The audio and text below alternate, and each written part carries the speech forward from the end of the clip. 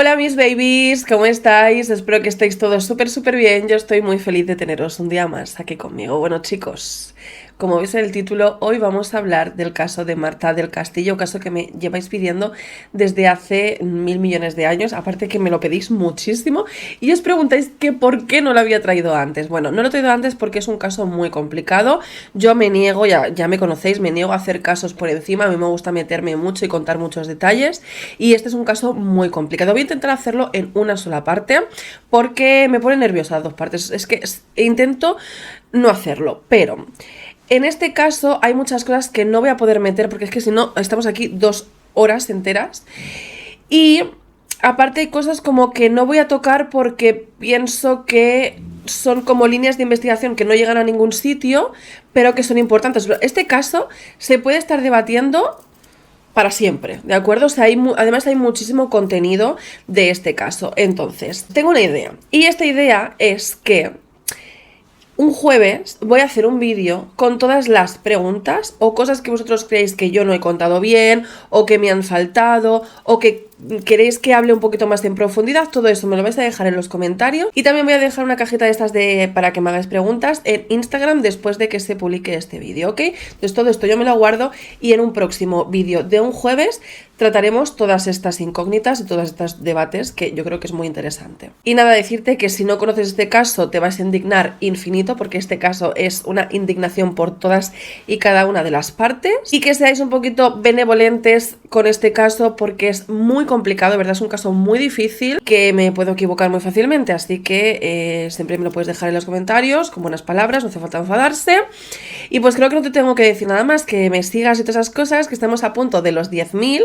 Por cierto, en otro vídeo yo lo dejaré mejor escrito y todo, pero necesito ideas para los 100.000. ¿Qué queréis para los 100.000? ¿Qué hago? Ay, no lo sé. Bueno, al lío, no me enrollo más y comenzamos.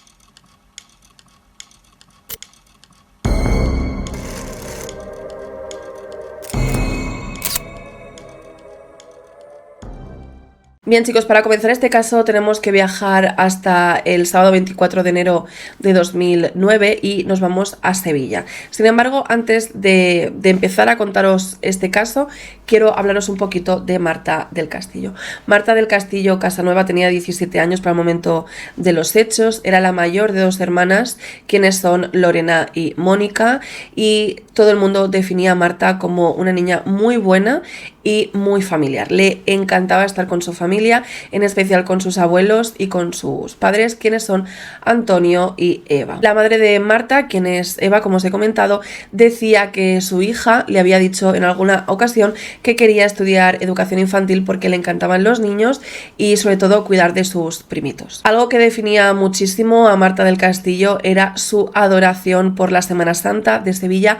Le encantaba, era muy creyente como toda su familia y se preparaba para esta semana durante meses. Con todo esto que os he contado acerca de Marta, nos plantamos, como os había dicho al principio, al sábado 24 de enero. Ese día, Marta, sobre las 4 y pico de la tarde, estaba arreglándose para salir. Su madre, Eva, todavía no sabía dónde iba a ir Marta hasta que se asoma por la ventana y ve a Miguel Carcaño. Miguel Carcaño es un chico de 19 años en el momento de los hechos y era el ex de Marta del Castillo. O sea, durante un tiempo estuvieron saliendo juntos. Bueno, un tiempo, durante mes y medio. Y esta relación fue durante la Semana Santa del año pasado. O sea, que ya llevaban bastante tiempo sin estar juntos. Sin embargo, sí que se llevaban medio bien. O sea, tenían un trato cordial. A la madre de Marta del Castillo le llama la atención que Miguel esté esperando a su hija para salir, entre otras cosas porque sabía que su hija lo había pasado bastante mal porque la relación con él se terminó porque ella quiso, porque Miguel era muy controlador y celoso. Entonces ella misma decidió terminar esa relación a pesar de que seguía teniendo sentimientos acerca de Miguel. Además de eso, yo os adelanto que para el momento de los hechos Miguel tenía novia. La cosa es que sobre las 5 de la tarde ya Marta se va a ir y Eva le pregunta, su madre le pregunta ¿qué haces con Miguel? Y ella, Marta, le dice mira, es que tenemos unas cosas que hablar, ya luego te cuento. Le da un beso a su madre y baja hacia abajo. Y mientras está bajando, cuando está en la calle, se encontraría Marta con su padre que venía de hacer la compra.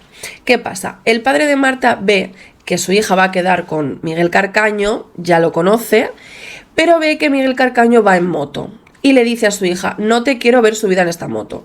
Y su hija, Marta, le dice, vale, papá, no te preocupes. Y entonces se marchan. Claro, Marta para ese momento tenía hora de llegada a casa, tenía que llegar sobre las 11 de la noche, más tarde no le dejaban, pero Marta era súper responsable. O sea, ella nunca llegaba tarde, pero es que además ella tenía como un sistema, por así decirlo, para dejar a sus padres tranquilos mientras ella estaba por ahí. Y es que en ese momento pues no teníamos ni WhatsApp ni lo que tenemos a día de hoy, sino que la gente hacía llamacuelgas o perdidas. O sea, cogía el teléfono, te daba un toque cuando hacía el primer pip y colgaban. Así los padres de Marta sabían que estaba bien. Y ella durante las tardes que pasaba con sus amigos iba haciendo pérdidas recurrentemente. La cosa es que en el momento en el que Marta se marcha con Miguel, esa tarde, que ya os digo que sería sobre las 5 de la tarde, Marta no hace ninguna pérdida a sus padres. Cuando los padres de Marta empiezan a preocuparse bastante, entonces empiezan a llamar a Marta y ella no coge el teléfono, ella no contesta el teléfono, hasta que llaman reiteradamente y el teléfono de Marta está apagado. Y esto ya a los padres les parece extremadamente raro. Antes de seguir con esta historia, yo creo que lo conveniente es hablar un poquito de los demás protagonistas de este caso. Vamos a hablar entonces de Miguel Carcaño. Miguel Carcaño, como os había comentado, era el ex de Marta del Castillo. Él tuvo una infancia un tanto complicada porque su padre le abandonó cuando él era pequeño y se quedó a cargo de su madre.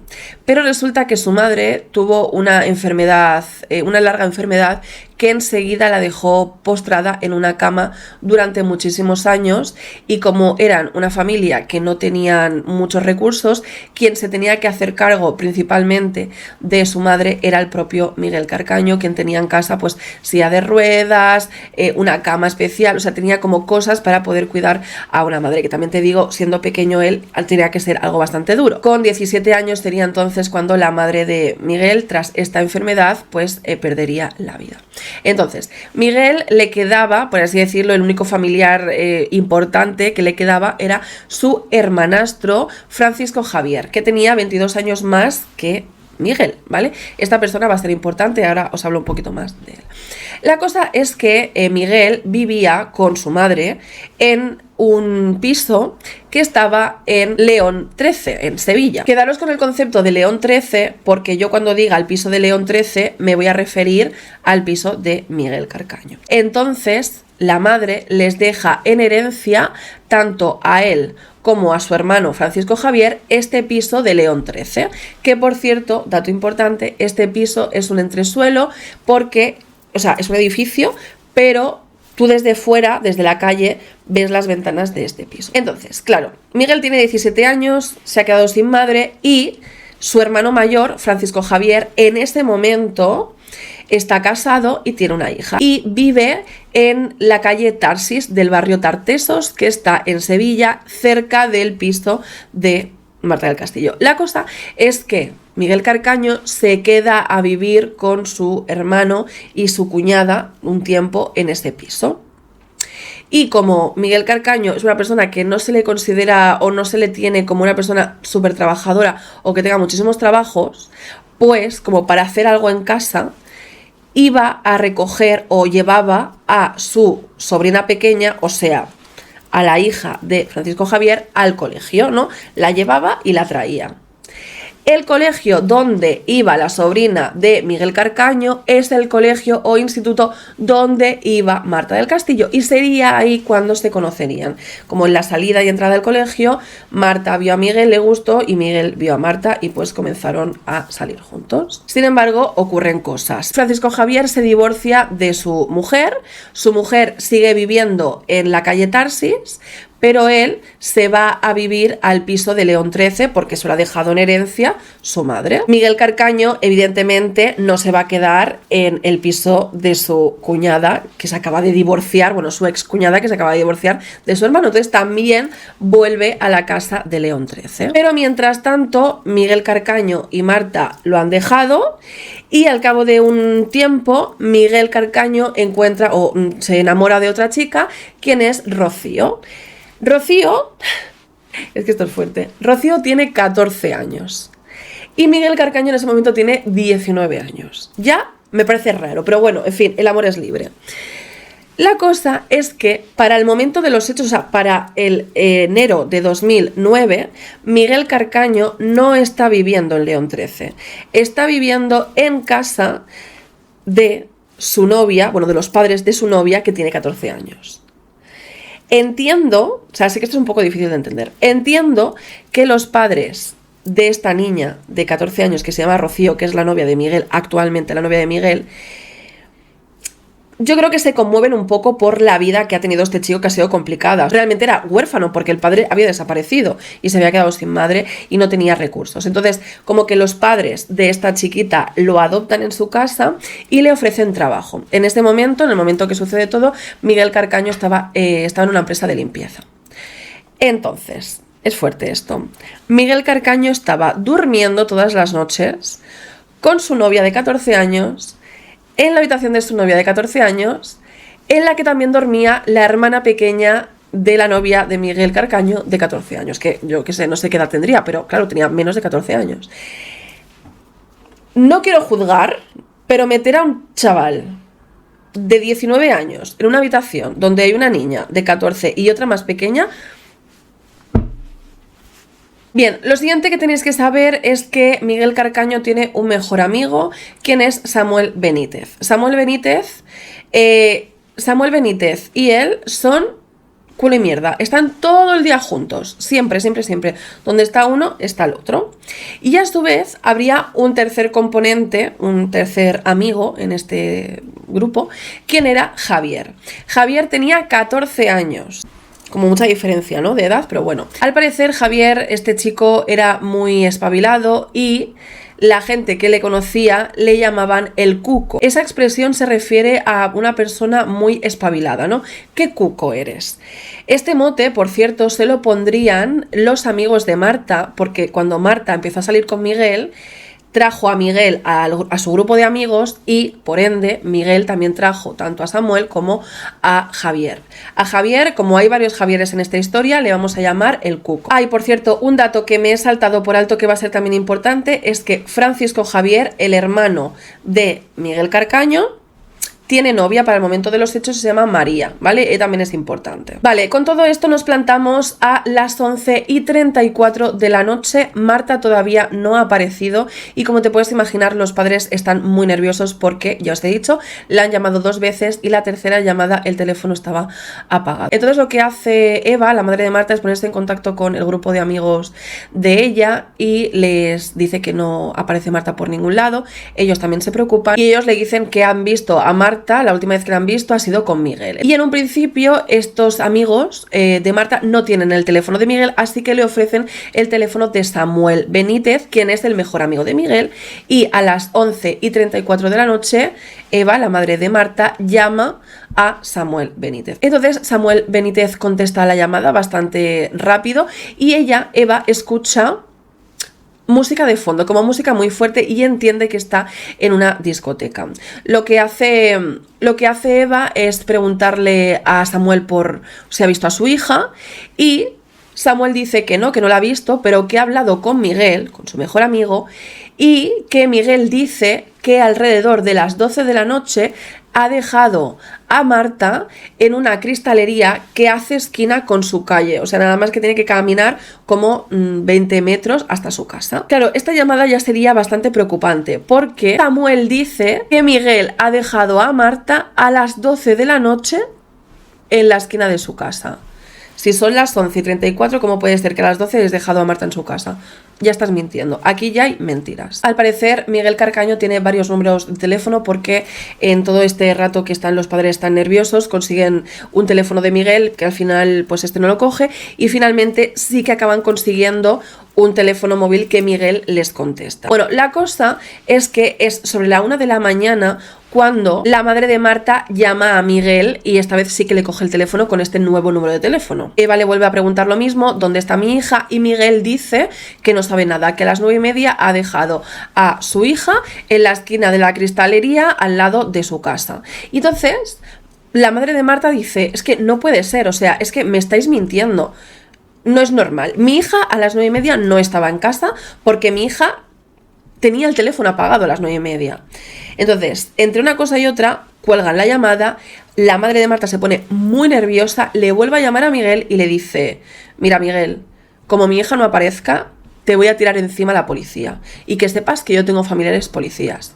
Y Miguel, tan pancho, dice: vale, y cuelga la llamada. Claro, esto es muy frustrante porque Miguel era amigo de Marta. Quiero decir, ¿en serio no te estás preocupando? ¿Has quedado con ella? ¿Fuiste su pareja? ¿No te espabilas a buscarla? Es que no tiene sentido. Entonces, con toda esta preocupación, la madre de Marta del Castillo le dice a su marido, Antonio, que a ver si se puede acercar a León 13, que es el piso donde estuvo viviendo, bueno, es el piso realmente de Miguel Carcaño y de su hermano, de Francisco Javier. Entonces, en ese momento, los padres de Marta del Castillo no saben que Miguel Carcaño está viviendo en casa de su novia, pero aún así el padre de Marta del Castillo se acerca a León 13. Entonces, Antonio del Castillo no sabe realmente el timbre del piso de Miguel. Llega a León 13 y sabe que es como una planta baja, si la puerta está aquí, en este lado, ve a un señor que está viendo la tele, le pica desde el cristal y le pregunta: ¿vive aquí Miguel Carcaño? Y el señor dice: no, hace tiempo que no le veo, pero este no es su casa es la de al lado. Entonces se da cuenta Antonio que ese piso está con las luces apagadas, las persianas bajadas y parece que no hay absolutamente nada. Le empieza a dar golpes en los cristales fuerte, o sea, varios vecinos se enteran de esto, pero parece que no hay absolutamente nadie en el piso de Miguel Carcaño. Con todo esto nos plantamos a las 2 de la mañana cuando los padres de Marta del Castillo, ya muy nerviosos, deciden poner la denuncia por desaparición de Marta del Castillo, de su hija. ¿Qué pasa? En este momento volvemos a la indignación. Resulta que explican lo que hay, no aparece su hija, no le coge el teléfono está apagado. Y la policía toma nota, pero dice: hombre, no os preocupéis tanto, es una niña joven, habrá salido de fiesta. Y se nota como los policías ya es tarde y como que no tienen ningún tipo de ganas de trabajar. Además que un padre, en este caso el padre de Marta del Castillo, sabe si eso es verdad o no. Si mi hija nunca ha desaparecido, nunca se ha ido de fiesta sin decir nada, siempre coge el teléfono, te estoy diciendo que ha desaparecido, tío, empieza a buscar. Bien, entonces, desde las 3 hasta las 4 de la mañana, varios amigos de Marta del Castillo se organizan para buscar a la joven por donde pueden. Lo van haciendo con distintos coches. Y la madre de la mejor amiga de Marta del Castillo decide llamar por teléfono a Francisco Javier. Francisco Javier le devuelve la llamada a esta chica y le dice: me ha dicho lo que ya sabéis, que a las 9:30 ha dejado a Marta en la cristalera. Vuelvo a repetir lo mismísimo. Como tenemos a varios amigos de Marta del Castillo dando vueltas por toda Sevilla para ver si veían a Marta y comprobarían que estaba aparcado delante del portal de este edificio la moto de Miguel Carcaño, entendiendo entonces que Miguel Carcaño había regresado al piso de León 13, donde hay que recordar que este piso estaba completamente vacío. ¿Vale? Esto era como las 5 de la mañana. ¿Qué pasa? Que estos amigos avisan a los padres de Marta del Castillo de que probablemente este chaval, Miguel Carcaño, esté en el piso. ¿Qué hacen los padres de Marta del Castillo? Ir hasta el piso de León 13. Claro, en este momento hay que recordar que los padres de Marta del Castillo no han dormido nada. Todo esto ha sucedido por la noche. Hay tensión, no encuentran a su hija. ¿Tú te puedes imaginar? Que además nadie les explica nada y la policía no está haciendo nada además. Entonces, Eva y Antonio y varios amigos de Marta se presentan en el piso de León 13. Pican a la puerta y les abriría la puerta Francisco Javier, que estaba en ese piso, ¿vale? Alrededor de las 5 de la mañana, ¿ok? Se dan cuenta que el piso huele muchísimo a limpio. O sea, muchísimo. Huele mucho a lejía. Exageradamente a lejía. Claro, esto ya es muy extraño. Pero es que además saldría de su habitación Miguel Carcaño con una cara desencajada, mirando hacia abajo, o sea, no hace contacto visual con nadie. Y es en plan: ¿qué ha pasado? Claro, lo que explica Francisco Javier es que cuando se han dado cuenta que Marta del Castillo ha desaparecido, él ha llamado a su hermano, a Miguel Carcaño, que estaba durmiendo en casa de su novia, de 14 años, Rocío, en camas, y le ha dicho: vente inmediatamente aquí porque está pasando algo importante, a ver qué podemos hacer. Los padres de Marta del Castillo intentan presionar un poquito a ver qué está sucediendo, y como no obtienen respuesta, deciden volver otra vez a comisaría, ¿vale? Esto ya es a las 8 de la mañana. Entonces, como os digo, esta es la segunda vez que Antonio del Castillo va a la policía. ¿Ok? Antonio le explica a la policía, a la Guardia Civil, todo lo que os acabo de contar yo, que es bastante extraño. Y la policía, o sea, el señor policía dice: bueno, ya si eso, mañana se lo transmitimos al Grume.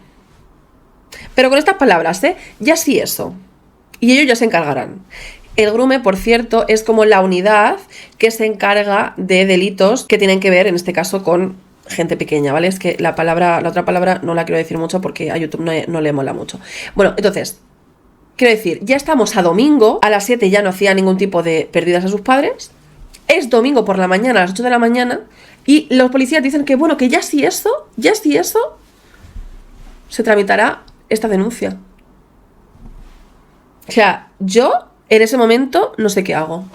Me llevan a mí a la cárcel, de verdad te lo digo, ¿eh? Como te puedes imaginar, la familia de los padres de Marta del Castillo se une, y una persona súper importante en todo esto sería Javier Casanueva, quien es el hermano de Eva, ¿vale? De la madre de Marta, quien haría durante bastante tiempo de portavoz de todo este caso. En este momento, cabe recalcar que en este momento los medios no se han enterado de este caso porque la policía no está haciendo absolutamente nada. Okay. Entonces, al mediodía del domingo, Javier Casanueva, ya muy indignado por lo que está pasando y teniendo en cuenta que la madre y el padre de Marta del Castillo están destrozados y agotados, se presenta una vez más en el piso de León 13. Y antes ni siquiera de picar al timbre, lo que hace es hablar con algunos vecinos que van entrando y saliendo de ese edificio, y se enteraría de cosas muy fuertes. Y es que un vecino le dijo a Javier Casanuevas que a la 1 de la mañana fue a tirar la basura y vio perfectamente a Miguel Carcaño y a su novia salir del portal con una silla de ruedas. A la 1 de la mañana. Se supone que Miguel Carcaño estaba en camas con su novia.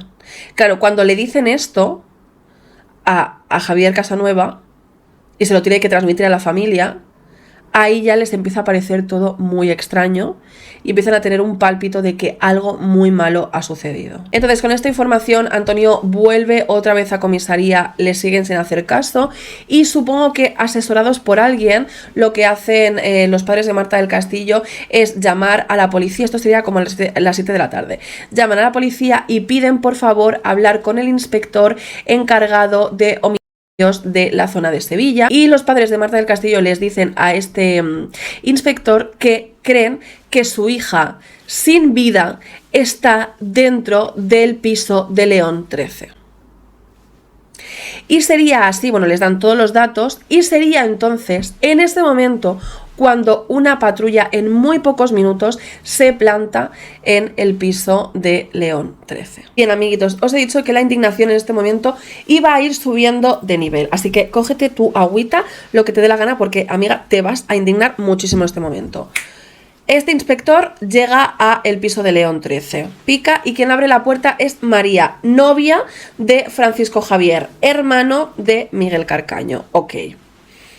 Este inspector, que tiene un historial de todo lo que le ha contado los padres de Marta del Castillo, dicen: aquí hay alguien pues que no tiene vida, aquí ha sucedido algo, déjanos entrar a ver qué hay en este piso, o sea, déjanos mirar este piso, qué es lo que está sucediendo. Entonces, este inspector no ve nada extraño, pero sí que comprueba que hay un olor a lejía espectacular. Entonces, este inspector habla con María y le pregunta por pues, las últimas horas que ha hecho, que ha estado haciendo. María, con su santo potorro, cuenta lo siguiente. Cuenta que esta noche, con su coche, llevaría a su novio, Francisco Javier, al trabajo. Él, por cierto, Francisco Javier, trabajaba en un bar que era suyo, ¿ok? Y que después de esto volvería al piso de León 13 a estudiar porque estaba estudiando para sacarse unas oposiciones y que eso sería alrededor de la 1 de la mañana. Claro, a la 1 de la mañana tú te pones a estudiar para unas oposiciones, justamente a la 1 de la mañana, justamente a esa hora. Pero ¿qué pasa? Que diciendo eso contradecía lo que había pasado realmente.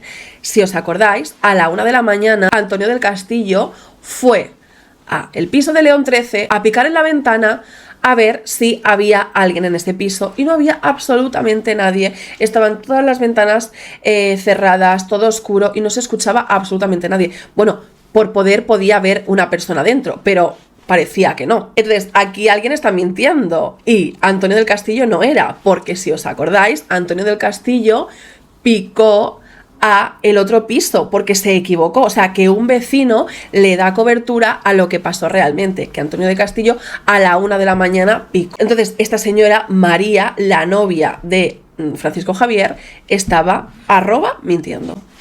Con todo esto pasamos al lunes 26 de enero.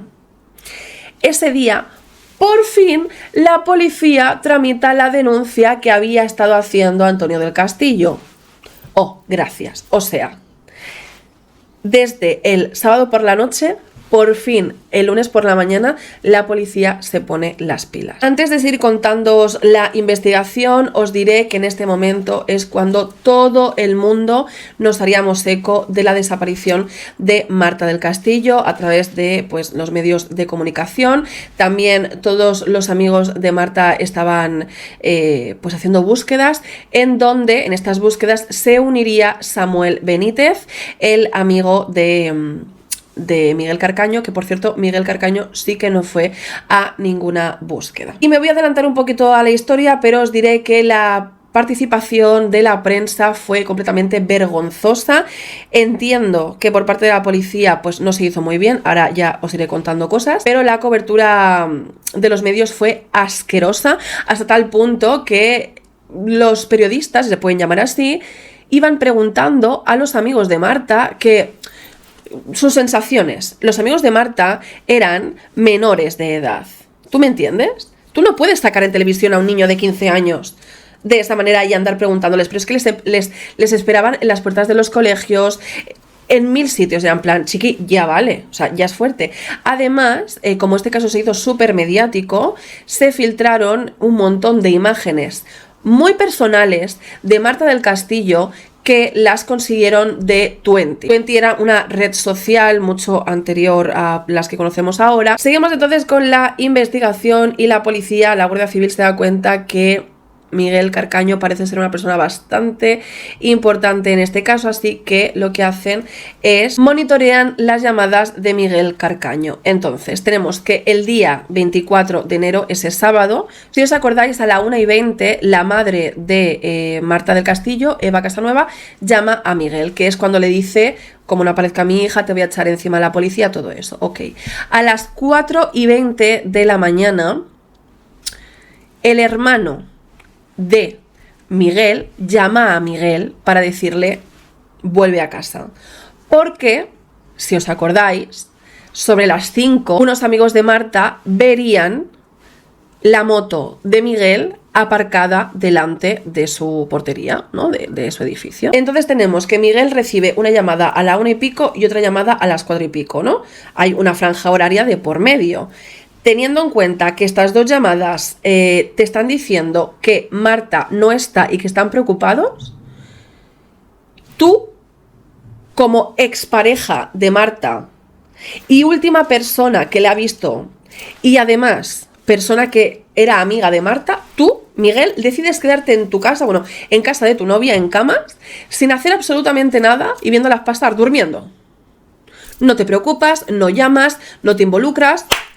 A mí me la pela todo, por favor, es raro, es bastante rara esta situación. Bien, como os había adelantado hace un momento, Sevilla se llena de periodistas. Resulta que unos periodistas entrevistaron a una señora, a una vecina de León 13, que dijo que la noche de la desaparición de Marta, ella vio perfectamente cómo Marta entraba dentro del portal alrededor de las 9 de la noche y que lo hacía con Miguel Carcaño, que estaba segura. Y lo sabía, entre otras cosas, porque ella estaba subiendo hacia casa para no perderse el programa de Hablamos o Somos Copla, que era un programa que en ese momento se veía muchísimo del Canal Sur. Este testimonio de la vecina no sé hasta qué punto se tuvo en consideración, pero sí que se tuvo en cuenta el programa de Somos Copla, o como se llame, porque un vecino dijo que cuando estaba la pausa publicitaria del programa este de Copla, él fue a bajar la basura y se encontró a dos chavales cerca del container que estaba enfrente de la puerta de León 13 con una silla de ruedas que tenía en la silla de ruedas un bulto que le pareció como una alfombra y pensó: vaya horas estas de estar danzando por aquí, lo pensó así el señor. ¿Qué pasa? ¿Quién es la persona que tiene una silla de ruedas en su casa? Miguel Carcaño. ¿Por qué? Porque su madre utilizaba una silla de ruedas porque no podía caminar bien. Claro, aquí sumas 1 más 1, ¿qué hace a las tantas de la noche cerca del container con una silla de ruedas? Ahora ya, si os acordáis, había otro vecino anteriormente que también había corroborado que había visto a gente con una silla de ruedas. Entonces era todo demasiado extraño. Así que hace su entrada triunfal la policía científica, que ya iba siendo hora. Esto es alrededor del día 30. Y la policía científica lo que hace es llevarse la silla de Miguel Carcaño. Le piden a la madre de la novia de Miguel Carcaño, en Camas, donde él estaba viviendo, la ropa que llevó ese día Miguel. Y también harían una inspección de la casa de León 13, donde sería, pues ya te puedes imaginar, con luminol y con los trajes y todo eso. Entonces, como os digo, utilizaron luminol. ¿Qué pasa? Como os he contado, la casa de León 13 olía muchísimo a lejía.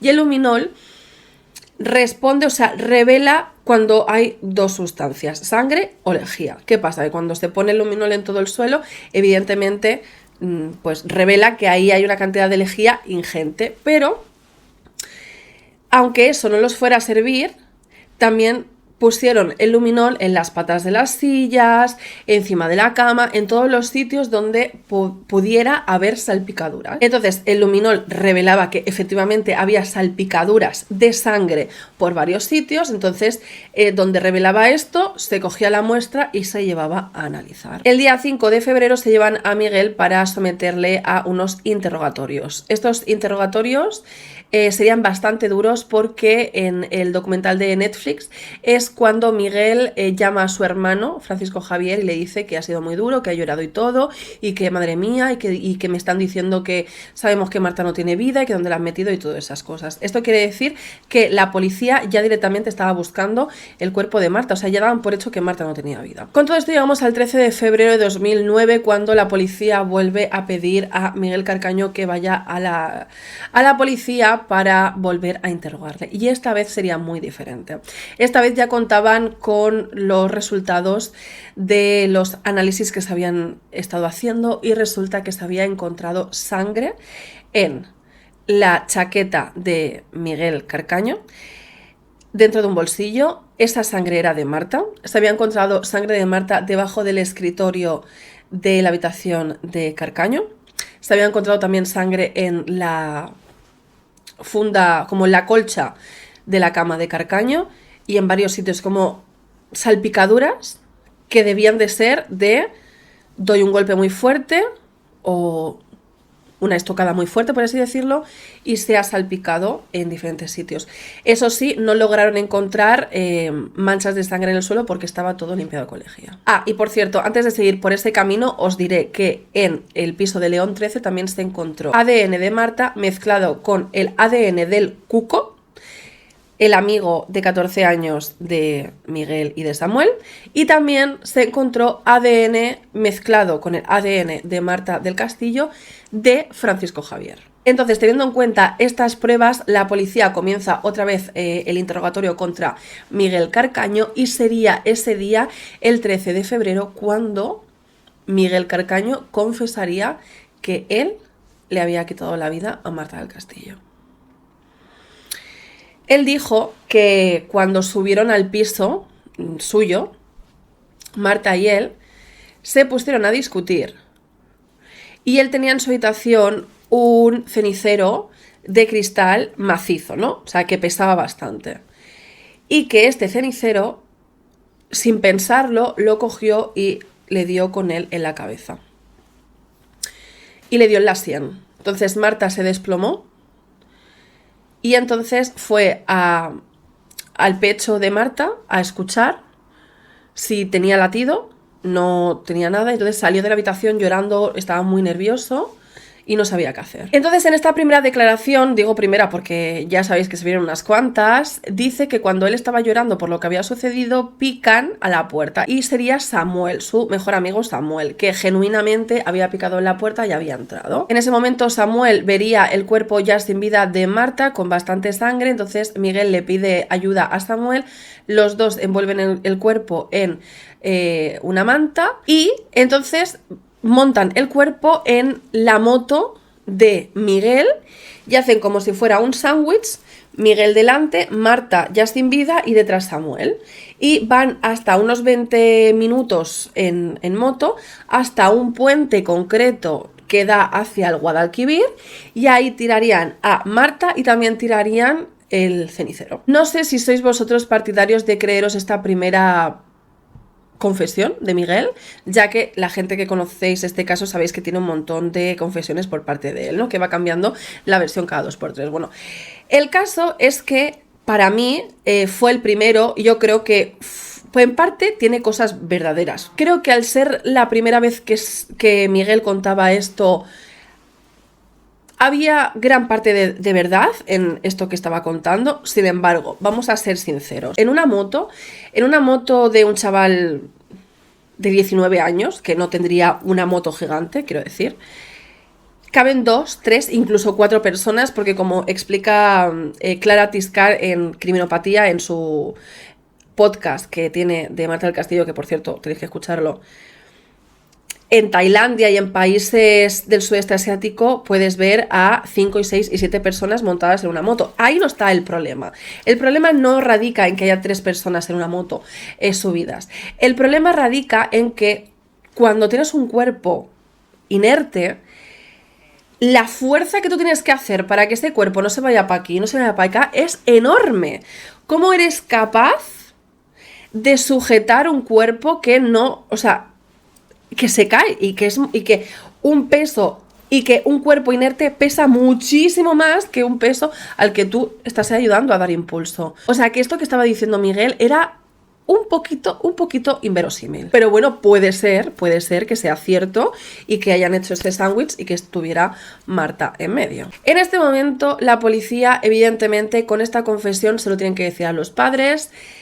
Hasta el momento no habían dicho oficialmente a los padres que estaban buscando el cuerpo de Marta. O sea, imagínate lo heavy que es decirles esto. Los padres están completamente destrozados, pero tienen, sobre todo la madre Eva, tiene el consuelo de que fue un golpe, ¿no? Bien. Por otro lado, esta noticia de que ya hay un confeso sale en todos los medios. Que yo, por cierto, me acuerdo y me acordaré toda mi vida que yo estaba saliendo del cine, tenía 16 años, estaba saliendo del cine de ver Benjamin Button, me vinieron a buscar mis padres y me dijeron la noticia de que ya se sabía cómo Marta del Castillo había perdido la vida. O sea, me acordaré toda la vida. Bueno, el caso es que ahora viene una parte bastante heavy. Resulta que miembros del gobierno, de la Junta de Andalucía, de policías, de cargos de la leche, o sea, todos vestidos de traje, hacen una rueda de prensa. Es que es fuerte, ¿eh? Hacen una rueda de prensa hinchándose el pecho diciendo que ya tienen el caso resuelto, que no se han adelantado en absoluto. Y que claro, durante estas 3 semanas, porque esto, todo lo que os he contado son 3 semanas, ¿vale? Estas 3 semanas se ha trabajado muy rápido, a pesar de que el pueblo ha estado haciendo manifestaciones para que la policía se pusiera las pilas en buscar a Marta. Cabe decir que esto que os estoy diciendo de la rueda de prensa se hace antes siquiera de encontrar a Marta del Castillo. O sea, ellos ya en ese momento lo que hacen es iniciar las búsquedas en el río Guadalquivir para encontrar a Marta del Castillo. Claro, es que sinvergüenzas, claro. Comienzan las búsquedas en el río Guadalquivir y en el momento que empiezan las búsquedas yo creo que esta gente que estaba haciendo esta rueda de prensa tuvo que decir mejor me hubiera quedado callado. ¿Por qué? Porque el río Guadalquivir, sobre todo en invierno, tiene muchísimo caudal, va bastante rápido, tiene bastante fuerza y no solo eso, sino que el suelo, o sea, como se llama en la parte de abajo el agua, vale, pues el suelo era fango puro, o sea, 2 metros de fango que a la que movías un poco ya no tenía visibilidad. O sea, los buzos que estuvieron trabajando ahí lo tenían que hacer tocando, palpando el suelo, no se veía nada.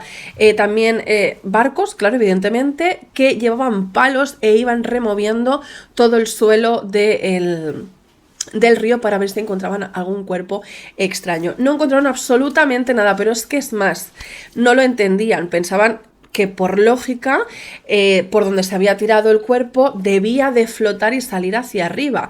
Probaron incluso hacer experimentos con pobrecitos cerdos, cuerpos de cerdos, los tiraron y nada, a los 4 o 5 días aparecían flotando muchísimo más lejos, pero aparecían flotando. O sea, no encontraron a Marta del Castillo y se llegó a pensar que quizás Marta del Castillo no estaba en el río Guadalquivir. Bien, pero mientras esto está pasando, si os acordáis, os he comentado que en casa de Miguel, en León 13, se encontró ADN de Marta mezclado con el cuco, así que lo llevan a comisaría para interrogarlo y él cuenta su versión. Él dice que mientras estaba sucediendo todo esto, a él le llaman por teléfono, le llama Samuel desde una cabina y le dice que tiene que llegar a León 13 lo antes posible. Él va con un coche, quiero decir, con el coche de su madre. El cuco tiene 14 años y coge un coche. Él lo dice él mismo, que coge un coche. O sea, esto es fuerte, vale. Llega a León 13 y se encuentra en el piso a Samuel, a Miguel y a Francisco Javier, que Francisco Javier decía que no estaba en esa casa y que Miguel le dice que ayude a limpiar el piso y que no diga ni una palabra porque si no le va a hacer daño a él y a su madre. Cuando el cuco entonces da esta versión, detienen entonces a Francisco Javier por haber mentido. Le detienen de una y le tienen retenido creo que 2 meses en la cárcel. Lo que pasa que le tendrían que dejar en libertad porque no tienen suficientes pruebas contra él. ¿Qué pasa? Que en este momento Miguel Carcaño notifica a los policías que quiere dar una nueva versión de los hechos. La segunda versión de los hechos en este momento, porque dice que las anteriores que ha estado mintiendo. Y esta versión en concreto es la más fuerte y la más desagradable. Resulta que dice que todo había sido como al principio, pero que cuando Marta y él van a su piso, también estaría el cuco. Dice que en un momento dado Marta y él se van a la habitación de Miguel a mantener, ya te lo puedes imaginar, ¿no?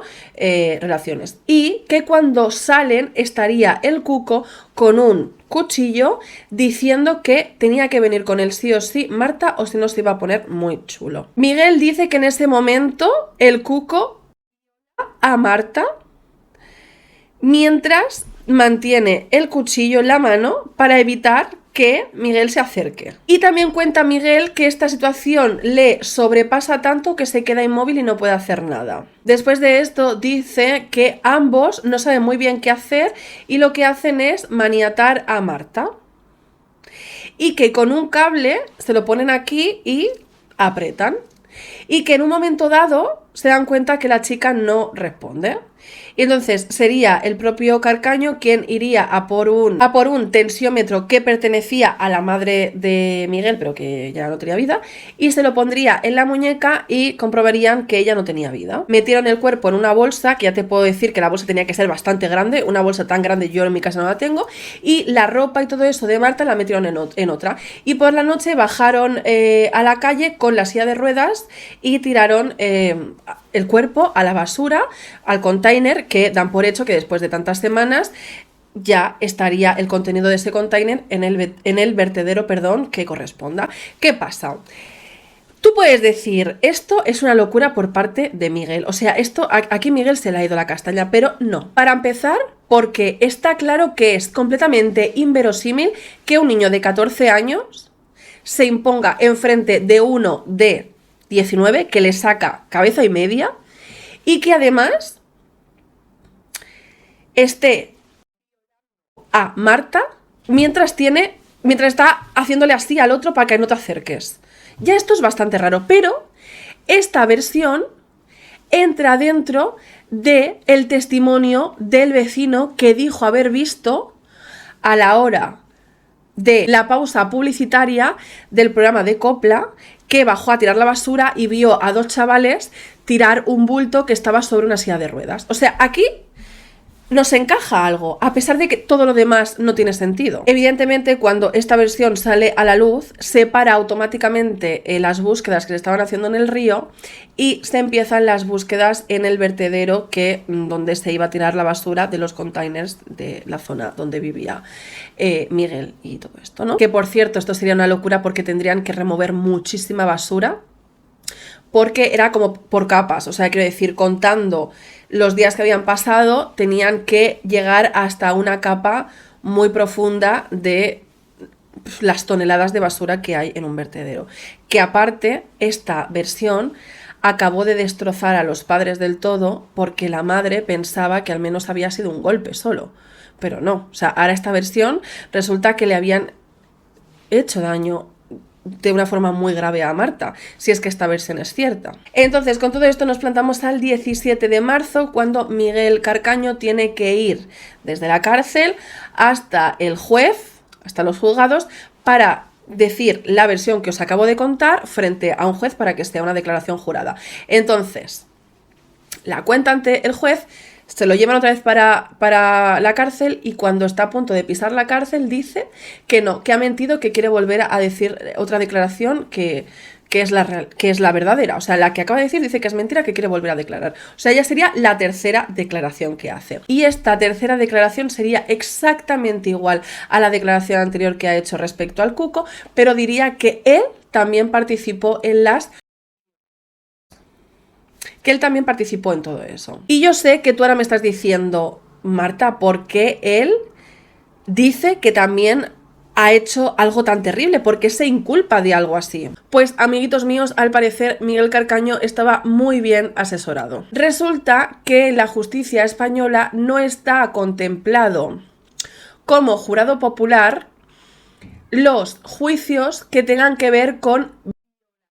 ¿Qué quiere decir esto? Esto es un poco difícil de entender. Esto significa que si es un caso, o sea, un juicio que se esté juzgando o sea, que se ha encargado a una persona, puede ser con jurado popular. Pero en el caso en el que se esté juzgando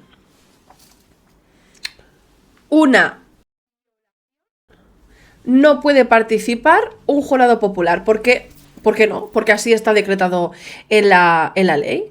¿Qué pasa? Que el juez, no sé por qué, decide, sin tener cuerpo, es que esto es tan fuerte, sin tener cuerpo, decide que Marta del Castillo perdió la vida porque dos personas quisieron... Repito, sin tener cuerpo. Cuando tienes a una persona que te ha cambiado de opinión, de versión 7 millones de veces. ¿Le crees? Modificas todo eso y ahora haces que este señorito pueda tener un juicio sin jurado popular. Claramente esto a Miguel Carcaño le beneficia porque tenía a toda la opinión pública en contra y un jurado popular hubiera sido mucho más duro a la hora de condenar a este sinvergüenza. Y sabéis lo peor de todo, que por parte de la policía esta versión de Carcaño no acababa de tener sentido, pero como os había dicho, encajaba en muchas cosas. Y es que había una cosa más que surgió en ese momento que también encajaba. Y es que en la alcantarilla que había enfrente del piso de León 13, el piso de Miguel Carcaño, se encuentra un cuchillo, voy a decir, porque el Cuco resulta que tenía una colección de cuchillos, ya me entendéis. Y esta colección le había hecho fotos y la había subido a el 20 o lo que sea. O sea, pudieron comprobar que el Cuco tenía un cuchillo idéntico al que se había encontrado en la alcantarilla. O sea, una cosa más encajaba en esta versión que seguía sin tener sentido. Y por cierto, de este dato se enteraría el padre de Marta del Castillo por una periodista, porque este dato no se lo dio la policía. Miguel Carcaño en la cárcel intenta quitarse la vida con el cordón que tiene sus pantalones. Según el preso de confianza que tenían al lado, estaba a punto de hacerlo, pero según algunos podcasts que he estado escuchando, era una forma de llamar la atención porque era imposible que Miguel se hubiera quitado de en medio con eso. El 14 de abril, la novia de Francisco Javier, el hermano de Miguel Carcaño, es detenida, pero no llega a entrar a la cárcel. Es detenida porque se entiende, evidentemente, que mintió a la hora de decir que estaba estudiando para las oposiciones la noche de la desaparición de Marta en el piso de León 13. La detienen, pero no es metida en la cárcel. ¿Por qué? Pues no se sabe, pero hay que tener en cuenta que esta señora, la novia de Francisco Javier, tiene familiares con cargos muy potentes en el PSOE, o sea, en el politiqueo de Andalucía. Así que esta señora ni siquiera entra a la cárcel y el hermano de Miguel Carcaño, o sea, el novio de esta señora, también sale de la cárcel y haría entrevistas diciendo: oh, es que lo pasé fatal, es que encima sacaron imágenes de mi cara y me reconocieron en todos los sitios y lo pasé fatal y me gritaban por la calle. En fin, chico, ¿qué quieres que te diga? Con todo esto, entonces, nos plantamos al 24 de enero de 2010 y comienzan los juicios. El juicio sería dividido en dos partes. La primera parte, o el primer juicio, sería contra el pequeño, vamos a decir, el que no tenía 18 años, quien era el Cuco. Y el segundo juicio sería para los mayores de edad, que entonces abarcaría a Miguel, a Samuel, a Francisco Javier, a María, a Rocío, si hace falta, y todo. O sea, todas estas personas estarían en el segundo juicio. Desde el momento en el que empezaron los juicios ya comenzó la polémica, y es que mucha gente se quejaba, la gente que estaba involucrada, en plan los abogados y todo eso, que habían corrido demasiado a la hora de comenzar este juicio. Si os paráis a pensar en el caso de Diana Quer, que sí que no tiene nada que ver porque al final lo han encontrado, todo lo que tú quieras, pero tardaron mucho más en comenzar los juicios, o sea, dilataron muchísimo más todo esto. En este caso a mí me parece que corrieron muy rápido para comenzar los juicios y que no hubiera pasado nada si hubieran tardado un poquito más en hacer este juicio, siempre y cuando hubieran intentado encontrar el cuerpo. Entonces nos centramos en este primer juicio, que sería en contra del Cuco, pero que estaba muy mal planteado porque no podían ir a declarar ni Miguel, ni Samuel, ni Francisco Javier, porque todo lo que dijeran en este juicio podía ser utilizado en su contra en el siguiente juicio, que iba a ser el suyo. El Cuco en este juicio lo negaría absolutamente todo. Negaría haber visto a Marta, que nunca cogió este coche a pesar de que tenía 14 años, lo negó absolutamente todo. Además dijo que él confesó según qué cosas porque le presionaron por parte de la policía. Y también dijo que si encontraron su ADN mezclado con el ADN de Marta en casa de Miguel, era porque él se pasaba la vida en casa de Miguel. Y una parte muy importante del juicio es que se descarta que el Cuco haya a Marta, porque volvemos a lo mismo, no hay cuerpo. Total, que la condena que se le da al Cuco es de 3 años en un centro de menores por encubrimiento. El 17 de octubre de 2012 entonces comenzaría el juicio contra los adultos. Este juicio sería una pantomima. Para empezar, es que tienen que volver a debatir, o sea, tienen que volver a perder tiempo, debatiendo si se les puede juzgar por violación a ellos, en este caso a Samuel, cuando ya en el primer juicio se había dicho, en el juicio al Cuco, se había dicho que no se podía porque no se tenía cuerpo. Entonces no puedes juzgar a una persona de eso si no tienes el cuerpo, es que no se puede. Entonces se perdió tiempo para llegar a la misma conclusión: sin cuerpo no se puede juzgar a una persona por esa pena, por así decirlo. Durante este juicio, Miguel y su abogada, que por cierto Miguel perdió varios abogados durante todo este proceso porque como no paraba de cambiar de versión, los abogados estaban ya hasta la pepitilla y le decía: mira, dimito. Que la abogada de Miguel Carcaño lo que intenta en el juicio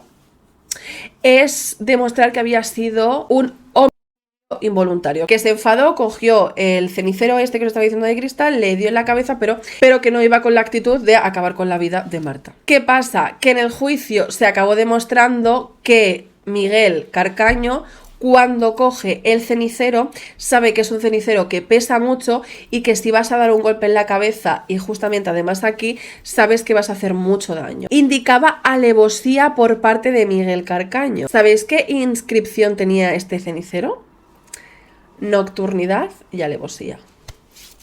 Por parte de Samuel, el mejor amigo de Miguel Carcaño, lo negó todo, dijo que no tenía nada que ver, que en todos los sitios donde él aparece es por invención del propio Miguel y realmente no se tiene nada en contra de este chico.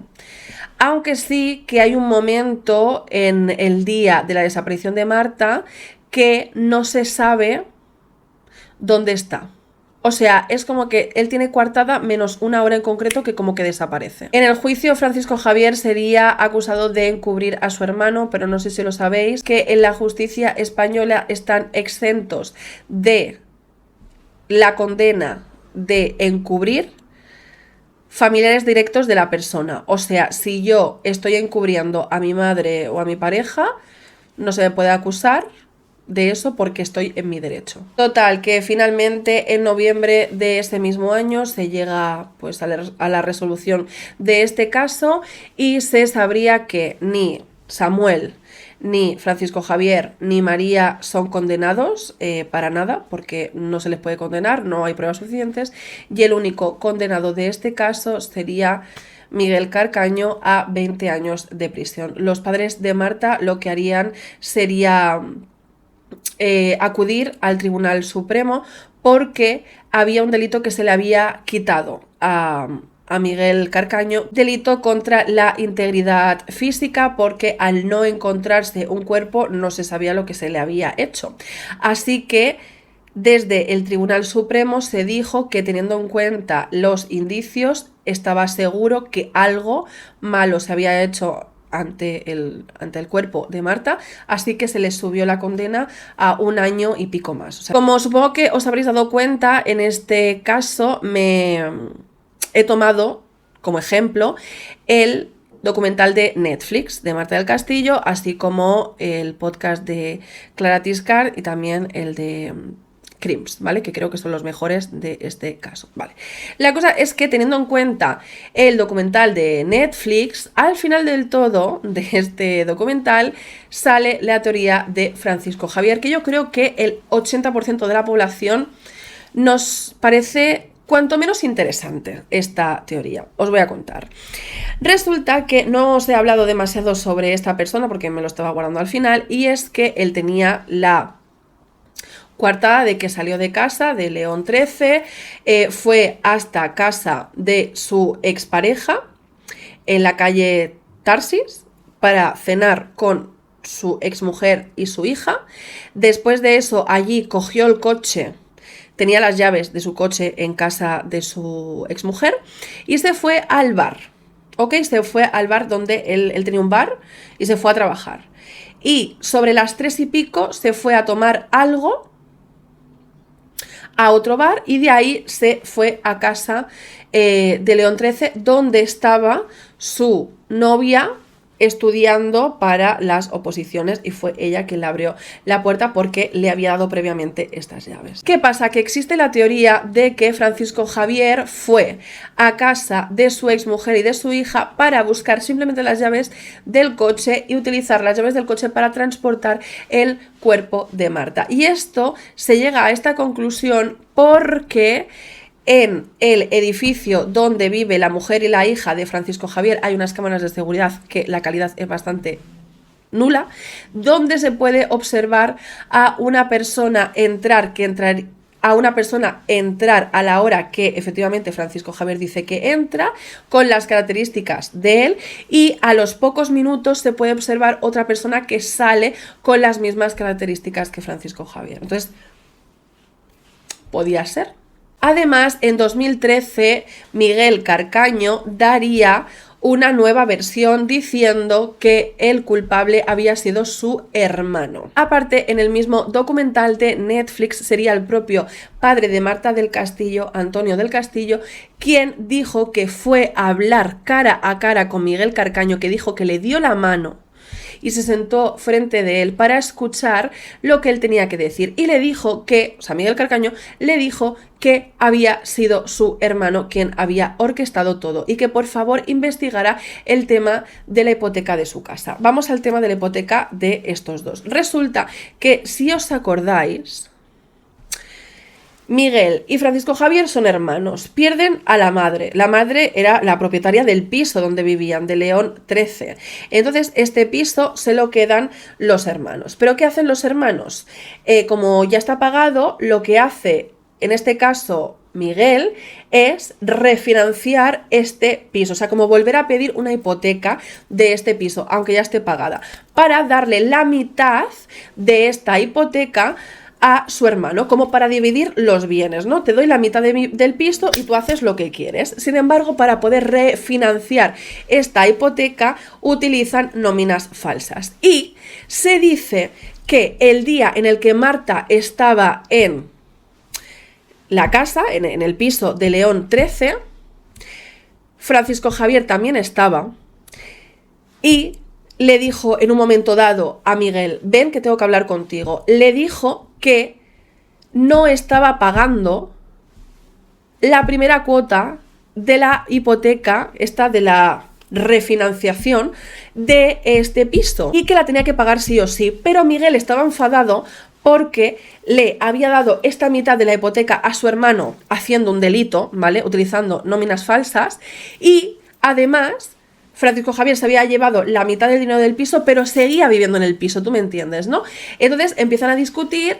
¿Qué pasa? Que Miguel sale corriendo, se va a la habitación, a su habitación donde estaba Marta, y ahí entonces entra Francisco Javier, empiezan a discutir, Marta se mete en medio y resulta que, según cuentan, Francisco Javier tenía una pistola porque había trabajado como segurata y le da 2 culatazos a Marta y la deja en el sitio. Y a partir de ahí se deshacen teniendo en cuenta el coche. Ah, bueno, y el propio Carcaño diría que llevarían el cuerpo a una zanja donde hace no demasiado tiempo se estuvo buscando. Y ya como último, para finalizar todo este caso que está durando 7.000 millones de horas, en el propio documental se dice que respecto a ubicar a las personas, a los participantes de este caso a través de sus móviles, se hace en el momento de la llamada. Que las personas que han hecho el documental de Netflix se dieron cuenta que se podían extraer datos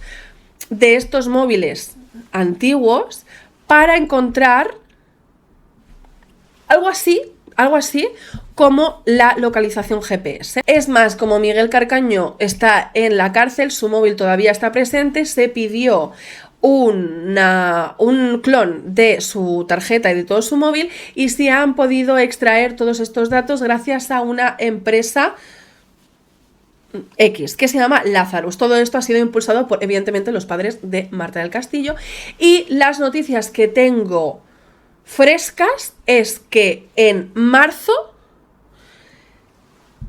el presidente CEO, lo que sea, de la empresa Lazarus había conseguido sacar todos los datos de los movimientos de Miguel Carcaño la noche en la que Marta desapareció, y que ya se estaban presentando los informes finalizados de esa noche al juez para abrir este caso. Y se dice que en esos datos aparecen localizaciones por parte de Miguel Carcaño que no teníamos ni idea hasta ahora y que él no ha confesado. Por cierto, un dato que no os he dicho antes, esto sí que es lo último.